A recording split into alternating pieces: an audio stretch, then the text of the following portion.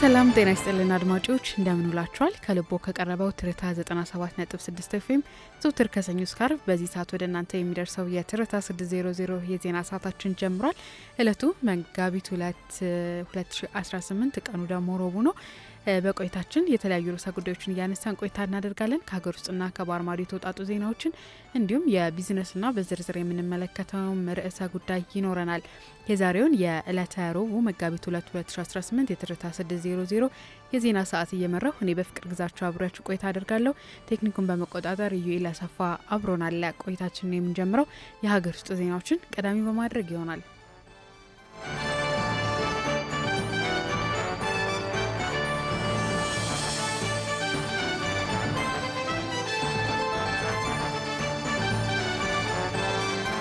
ከፍተኛ የትምህርት ተቋማት ብቁ የሰው ኃይል በማፍራትና በምርምር ስራዎች ሀገራዊ ኃላፊነታቸውን በልኩ ሊወጡ እንደሚገባ የትምህርት ሚኒስቴሩ ፕሮፌሰር ብርሃኑ ነጋ አሳሰቡ።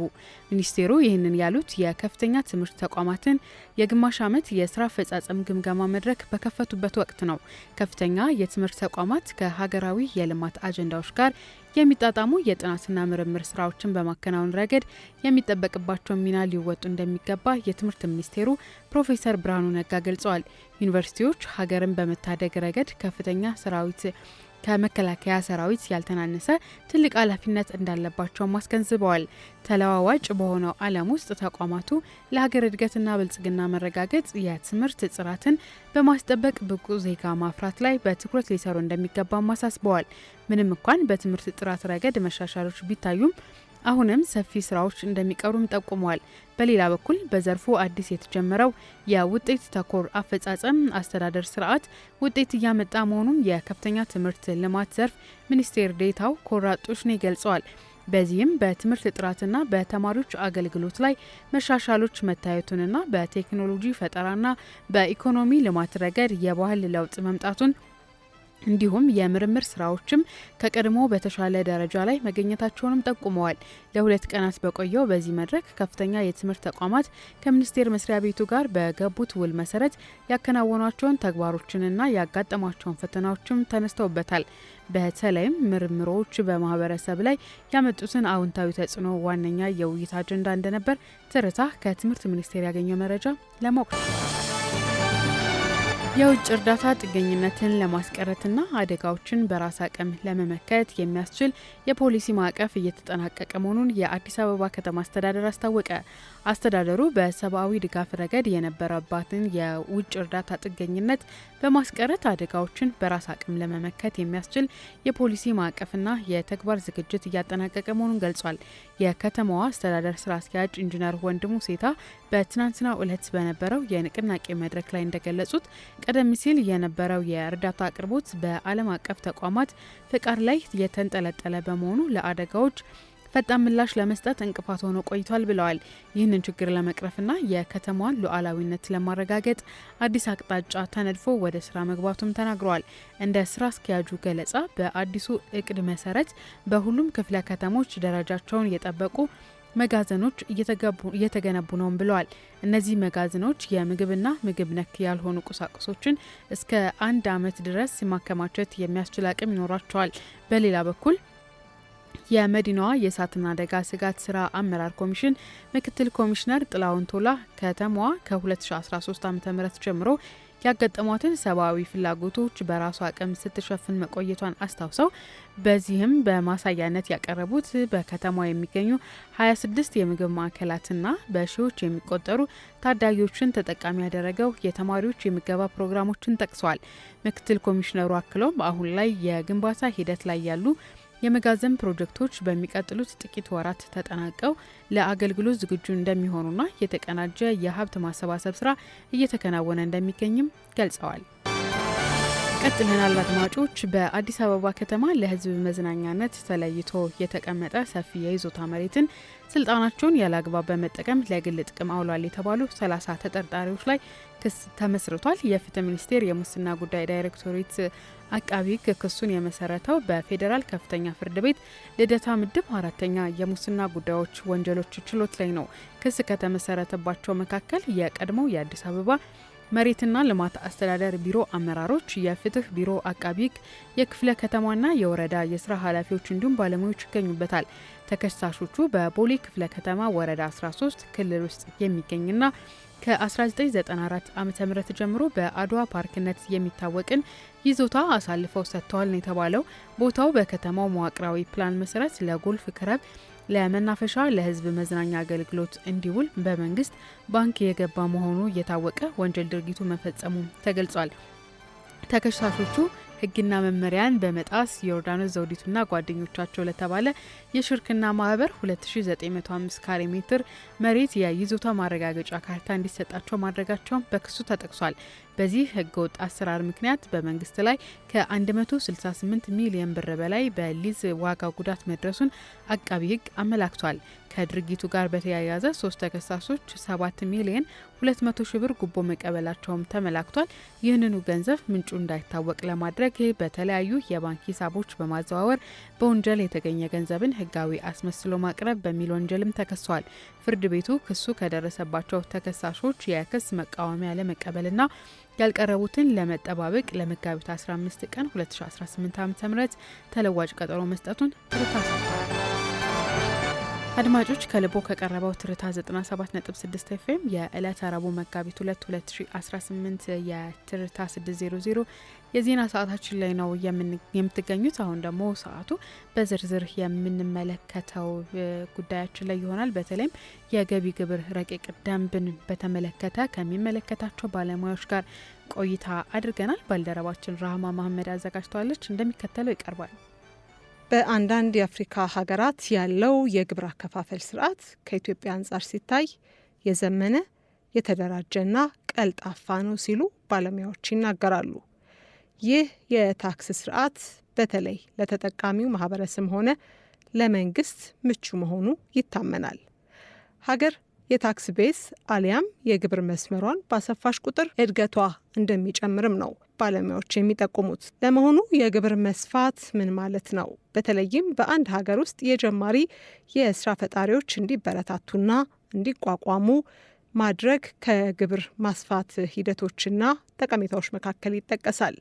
የጀማሪ ስራ ፈጣሪዎችን ማበረታታት ለሀገር እድገት የራሱ ሚና እንዳለውም ይጠቀሳል። ከዚህ ባለፈ ደግሞ ስራ ፈጣሪዎችም ለሀገር ከሚያበረክቱት በጎ አስተዋጽኦ በመነሳት በሰፊው ተሳታፊ በሆኑ ቁጥር የሀገር እድገት በጉልህ እንዲታይ የራሳቸውን ሚና ይጫወታሉ።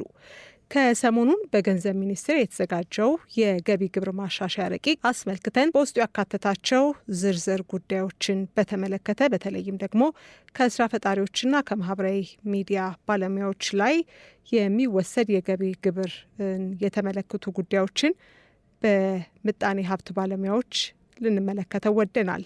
ይህ የገቢ ግብር ማሻሻያ ረቂቅ ምን የተሻሉ ጉዳዮችን ይዟል? ሀሳቦቹ ከዚህ ቀደም ከነበሩት ምን ያህል የተለዩ ናቸው? የሚሉትንና ጠቀሜታውስ እንዴት ያለ ነው ስንል የምጣኔ ሀብት ባለሙያዎችን አነጋግረናል። በጉዳዩ ላይ ሙያዊ ማብራሪያ የሰጡን የምጣኔ ሀብት ባለሙያው ዶክተር ቆስጠንጢኖስ በርሃ ተስፋ ጠቀሜታውን ከሌሎች የአህጉሪቱ ሀገራት ጋር በማንጸር እንዲህ አስቀምጠውታል። አብዛኛው የአፍሪካ ሀገራት በቅኝ ግዛት ጊዜ የተመሰረተ የታክስ ሲስተም ነው ያላቸው እና በጣም የተደራጀ ነው። አሁን ለምሳሌ ዚምባብዌ፣ ደቡብ አፍሪካ ብዙ ነገር በደብዳቤ ቤት ድረስ ነው የሚመጣው። የቢል የሚከፈሉ ነገሮች በየቤቱ ነው የሚመጡት እና የቢዝነሶች ምዝገባ በጣም የተደራጀ ነው። ሀገራችን ውስጥ እንደዚህ አይነት ነገር አልነበረም። በተለይ አሁን እነዚህ ትንሽ ሱቆች በተመለከተ አሁን መርካቶንም ብናየው በሰፊው ለእንደዚህ አይነት ነገር የተደራጀ አይደለም። እንግዲህ ኢንተርፕረነሮች ስታርታፕስ የሚባሉት በአብዛኛው ጊዜ ለውጭ ኢንቨስተሮች ከፍተኛ የታክስ ድጎማ ይደረጋል። እስከ 7 ዓመት ድረስ ታክስ የማይከፍሉበት ሁኔታ አለ። ይህ ከሌሎቹ ሀገሮች ጋር ለመወዳደር የምናደርገው ነገር ነው። ብዙ ሀገሮች በማደግ ላይ ያሉ ሀገሮች በተለይ እነዚህ ኢመርጂንግ ኢኮኖሚስ የሚባሉ እነዚህ ፍሮንቲር ኢኮኖሚስ የሚባሉ በአብዛኛው እንደዚህ አይነት ነገር እየተጠቀሙ ነው። የሰራተኛ ደሞዝ ለምሳሌ በአብዛኛው ዝቅተኛ ሆኖ የሚቆይበት ምክንያት የውጭ ኢንቨስተሮች ሰራተኛ ደሞዝ ስለሚያንስ ነው የሚመጡት። በዚህ አኳያ እንግዲህ አገር ውስጥ ያሉ ደግሞ አንተርፕረነሮች እና በተለይ ስታርታፕስ የምንላቸው ለነሱ ታክስ መቀነሱ አግባብ ያለው ነገር ነው። ብዙ ጊዜ ከነዚህ የሚሰበሰበውን ታክስ ከትልቅ ኩባንያዎች አንጻር ስናየው በጣም ትንሽ ነው፣ ግን እነሱ በመጨረሻ ላይ የሚያመጡት ውጤት ከፍተኛ ነው። ሰዎች በመቅጠር ሌሎች አዳዲስ ስታርታፕስ እንዲፈጠሩ በማድረግ አዳዲስ ቢዝነሶች በመጀመር ወደ ውጭ የምንልካቸውን ነገሮች በማዳበር ከውጭ የምናመጣቸውን ነገሮች በመተካት ሊሰሩ የሚችሉ ነገሮች ስለሆኑ ሌላኛው በጉዳዩ ላይ ትርታ ያነጋገራቸው የምጣኔ ሀብት ባለሙያና የዩኒቲ ዩኒቨርሲቲ መምህሩ ፋሲል ጣሰው ናቸው። እንደሳቸው ገለጻ ከሆነ ደግሞ በተለይም ከዚህ ቀደም ከነበረው የታክስ አይነት በዚህኛው በተለየ መልኩ ለስራ ፈጣሪዎች የተደረገው የ15 በመቶ ታክስ ቅነሳ የሚበረታታ እንደሆነ አስቀምጠዋል። እንግዲህ ይሄ አዲሱን የገቢ ግብር አዎንታዊ ሆነ አሉታዊ ተጽዕኖ ለመመልከት በመጀመሪያ ግብር አዘገጃጀት መርሆቹን መመልከት አስፈላጊ ነው። ይሄም ማለት ሶስቱ ሰፊ በጣም ሰፊና እጅግ በጣም ሰፊ የባለ ሶስት መሰላል የታዳጊ ገቢ ግብር ሰንጠረዥ አዘገጃጀት መርሆችና የበጀት ጊዜ ህግ ማዕቀፍ እጅግ መሰረታዊ ናቸው። በመሆኑም የመጀመሪያው ቀልጣፋ የገበያ እንቅስቃሴ መስተጓጎል የለበትም። ወይም ይሄ ነጻ ገበያ ላይ የሚንቀሳቀስ አጠቃላይ የገበያ እንቅስቃሴ ግብር አይጣልበትም ማለት ነው። ስራው እንዳይፋለስ አቅርቦትና ፍላጎት ስለሚወስነው። ሁለተኛው መርህ የመጀመሪያው መርህ መሰረት አድርጎ እንግዲህ የሁለተኛ እርከን ግብር አጣጣል 4 ዓላማዎች አሉት በውስጡ። አንደኛ ዋጋ ማረጋጋት ነው። ሁለተኛ ስራ መፍጠር ነው። ሶስተኛው የውጭ ንግድ ሚዛን አገር ተኮር ማድረግና እነኚህ ሲደመሩ የአገር እድገት ማምጣት ነው እና እነኚህ በጣም መሰረታዊ መርሆች ናቸው። የማክሮ ኢኮኖሚ ህግ ማዕቀፍም ይባላሉ። ሶስተኛው መርህ ሶስተኛው እርከን ላይ ሀብት ፍትሃዊ ሆኖ መሰራጨት አለበት። ሀብታም ተኮር ብቻ ሳይሆን ሁሉም ዜጋ መንግስት የሀብት ፍትሃዊ ስርጭትን እንዲያመጣ አድርጎ ህግ የታዳጊ ገቢ ግብር ህግን ይቀርጻል ማለት ነው። ስለዚህም የመጀመሪያው 0 ምጣኔ፣ የሁለተኛው 10 በመቶ ምጣኔ፣ የሶስተኛው 15 በመቶ ምጣኔ ብንለው እንችላለን ማለት ነው። ቀጥሎ ይሄን ህግ የሚያዘጋጅ ባለሙያ እንዲሁ 3 የታዳጊ ገቢ ግብር አካላቶች መለየት አለበት። የመጀመሪያው በጀት ጊዜው ነው። አቶ ፋሲል ጣሰው አክለውም በዚህ ማሻሻያ ላይ መሰረታዊ የሚባሉ የታክስ መርሆች እንዲሁም የማክሮ ኢኮኖሚ ጽንሰ ሀሳቦች በስፋት ተካተውበታል። ይህ ደግሞ ለጀማሪ ስራ ፈጣሪዎች ወይም ስታርታፕስ የተለየ ጠቀሜታ የሚሰጥና በእጅጉ የሚያበረታቸው መሆኑንም ጠቁመዋል። በአጠቃላይ ባለሙያዎቹ እንዳብራሩት ከሆነ በገንዘብ ሚኒስቴር የተዘጋጀው የገቢ ግብር ማሻሻያ ረቂቅ በውስጡ ያካተታቸው መሰረታዊ ሀሳቦች ሊሰራባቸው የሚችሉና በተለይም ደግሞ ሁሉንም የማህበረሰብ ክፍል ያማከለ እንደሆነ ጠቁመዋል። በመሆኑም አዳዲስ የታክስ አሰባሰብ ሂደትንም እንዲሁ በማስፋት ሀገርን ተጠቃሚነቷን ሊያጎላ እንደሚችል ነው በሙያዊ ማብራራቸው ላይ የሰጡን።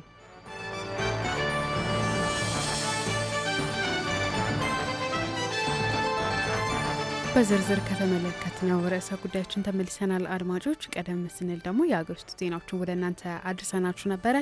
አሁን ደግሞ ወደ ባህር ማዶ እንሻገራለን። ቀዳሚ የምናደርገው አፍሪካዊ ጉዳዮችን ሲሆን ደቡብ አፍሪካ እናገኛለን። የሳውዝ አፍሪካ ኢኮኖሚ በፈረንጆቹ 2025 ዓመት የ1.1 በመቶ እድገት በማስመዝገብ የአህጉሪቱ ቀዳሚ የኢኮኖሚ ባለቤትነቷን ማስጠበቋ ተገለጸ።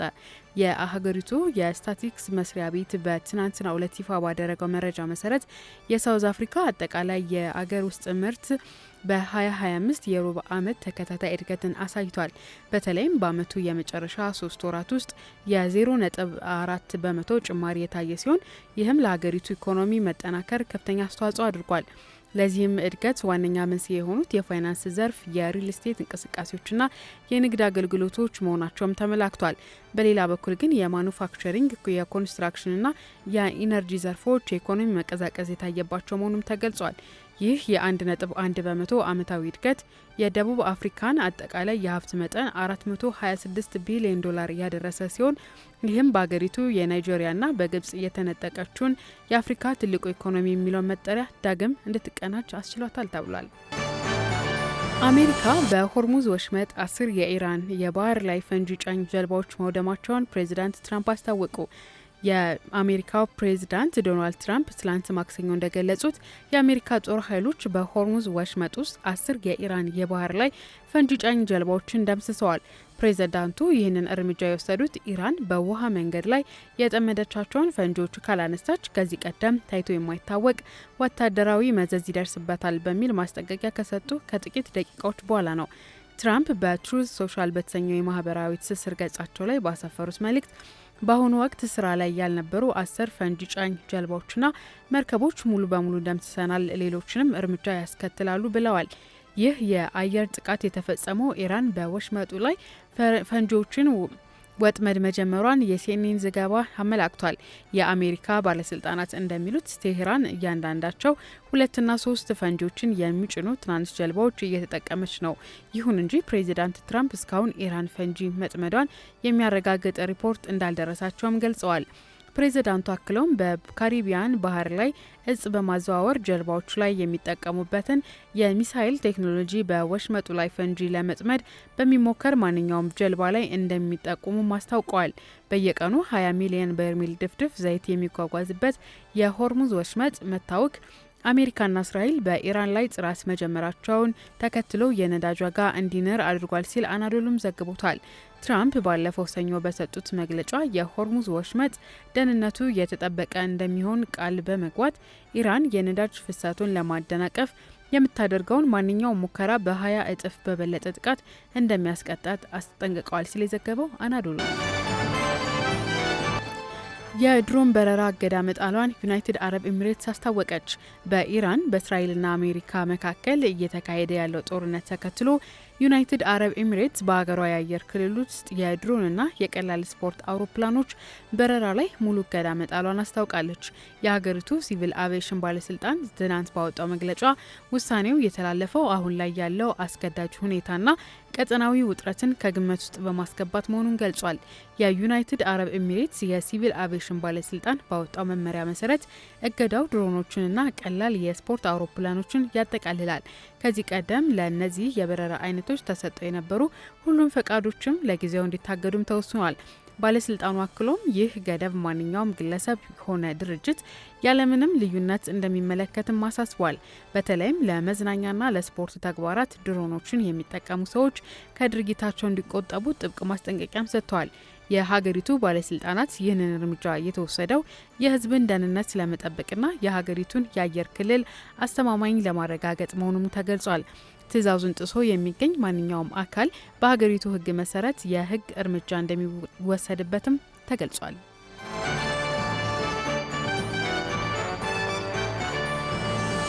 አድማጮች አብሮነታችሁ አይለይን። ቀደም ሲል ከሀገር ውስጥና ከባህር ማዶ የተወጣጡ ዜናዎች እንዲሁም በዝርዝር የተመለከትነውን ዜና ወደ እናንተ አድርሰናል። የቢዝነስ ዜናዎችን የምንሰማበት ሰዓት ላይ ደርሰናል።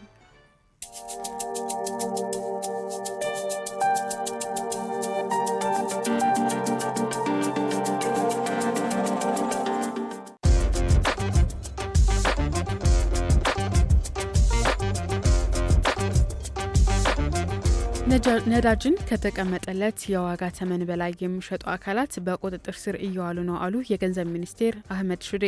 ሚኒስቴሩ የነዳጅ ግብይትን አስመልክቶ በሰጡት መግለጫ መንግስት ለነዳጅ አቅርቦት ከፍተኛ ድጎማ እያደረገ ይገኛል ብለዋል። ይሁን እንጂ መንግስት በውጭ ምንዛሬ ከፍተኛ ድጎማ የሚያደርግበት ነዳጅ ከተቀመጠለት የዋጋ ተመን በላይ በገበያ ላይ እየዋለ መሆኑ በጥናት ተደርሶበታል ነው ያሉት። ህገወጥ ድርጊቱን የፈጸመ የመንግስት ተቋማትን ጨምሮ ተባባሪዎችን በቁጥጥር ስር የማዋል ስራ መጀመሩንም አብራርተዋል። በመካከለኛው ምስራቅ የተከሰተው ግጭት የነዳጅ አቅርቦት ላይ ተጽዕኖ እያሳደረ እንደሚገኝ የገለጹት ሚኒስቴሩ በትናንትናው ዕለት የተደረገው የነዳጅ ዋጋ ማስተካከያ በዓለም አቀፍ ገበያ ካለው ዋጋ ጭማሪ አንጻር ዝቅተኛ መሆኑን ተናግሯል።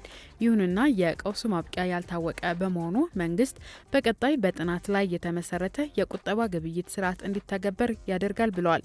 መንግስት የጀመረውን የህግ ማስከበር ስራም ተጠናክሮ የሚቀጥል መሆኑን ጠቁመው ዜጎችም ለዚህ እገዛ እንዲያደርጉ ጥሪያቸውን አቅርበዋል። የቡና ምርትን አላግባብ በሚያከማቹና በሚደብቁ አካላት ላይ አስፈላጊ እርምጃ ይወሰዳል ሲል የግብርና ሚኒስቴር አስታወቀ።